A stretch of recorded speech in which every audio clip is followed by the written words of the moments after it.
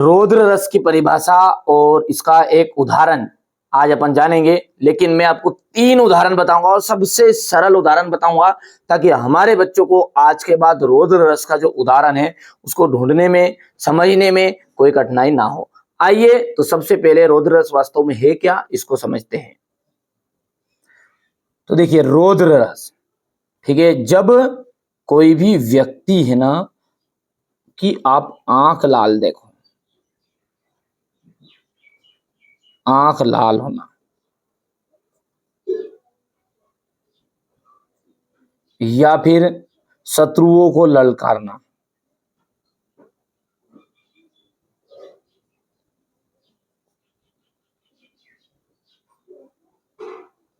अस्त्र शस्त्र चलाना, मैं शब्द बोल रहा हूं, शब्दों पर ध्यान देना, आंख लाल होना, ठीक है, होठों का फड़फड़ाना, शत्रुओं को ललकारना, अस्त्र शस्त्र चलाना, ठीक है, मुख लाल होना, दांत पीसना, ठीक है, जब आदमी दांत पीसता नहीं, भोए चढ़ाना, आंख है ना यूं आंख फाड़ फाड़ के देखना, ठीक है, दांत पीसना, ठीक है भैयू, हो गया इतना, और कंप होना, ठीक है, थर्राना। तो ये सब घटना जो है ना ये रौद्र रस की ही है, क्योंकि रौद्र रस का स्थायी भाव यदि हम बात करें, रौद्र रस का स्थायी भाव, तो स्थायी भाव है क्रोध, और ये सारे के सारे रौद्र रस के उदाहरण ही है, सिंपल, ठीक है।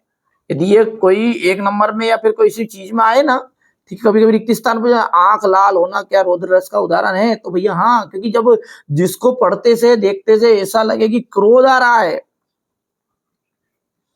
कोई घटना हम ऐसी देखते हैं कि जहां पर लगे कि क्रोध आ रहा है, तो वहां पर होता है रौद्र रस, ठीक है। तो यदि हम बात करें सिंपल उदाहरणों की, तो आंख लाल होना, शत्रुओं को ललकारना, अस्त्र शस्त्र चलाना, दांत पीसना, भोए चढ़ाना, तो ये सब क्या है, ये सब रौद्र रस के उदाहरण ही है। लेकिन हम और डिटेल अच्छे से जानेंगे, बड़े उदाहरण भी समझेंगे।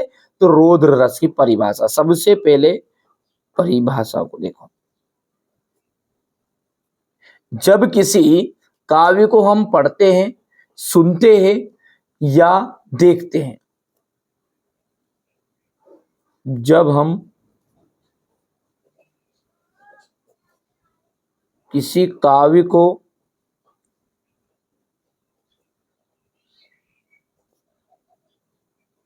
पढ़ते हैं, सुनते हैं या देखते हैं,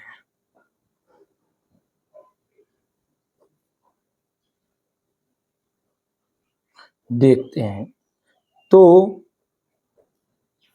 हमारे मन में क्रोध उत्पन्न होता है। यदि हम किसी काव्य को पढ़ते हैं और यदि हमारे मन में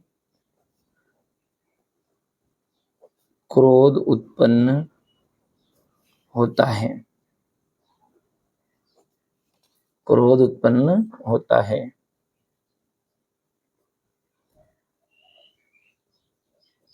तो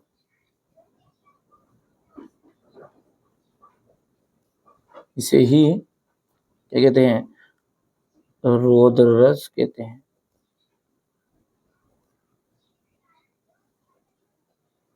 ये परिभाषा लिख सकते हो, या फिर सिंपल और कहूं, किसी भी व्यक्ति के द्वारा अपमानजनक बात कही जाए या किसी अपने, ठीक है, प्रिय के साथ, ठीक है, अपमानजनक व्यवहार किया जाए, कटु वचन बोले जाए, तो जो मन में क्रोध की भावना उत्पन्न होती है, ऐसी कोई सी भी घटना जिसके कारण क्रोध उत्पन्न हो, बस वहां पर रौद्र रस होता है।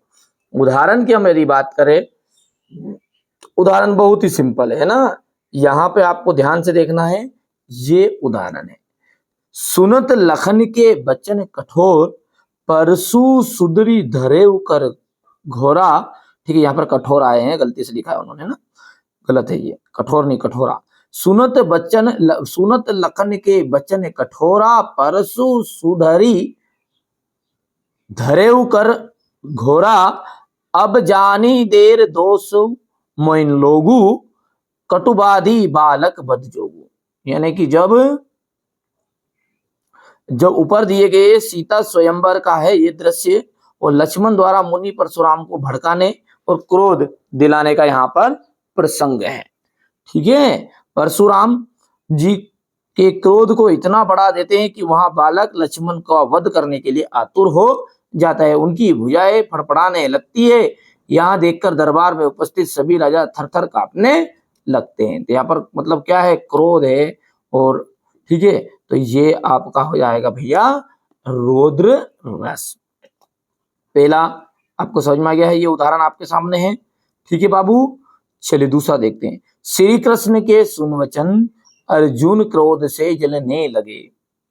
जब श्री कृष्ण ने वचन सुनाए अर्जुन क्रोध से जलने लगे। अर्जुन को ऐसी सी बातें की, हथियार नहीं उठा रहा था, वो युद्ध नहीं कर रहा था, मेरे अपने अपने। तो फिर कृष्ण ने कहा क्या तू नपुंसक है, तेरे अंदर क्या कोई बल नहीं है?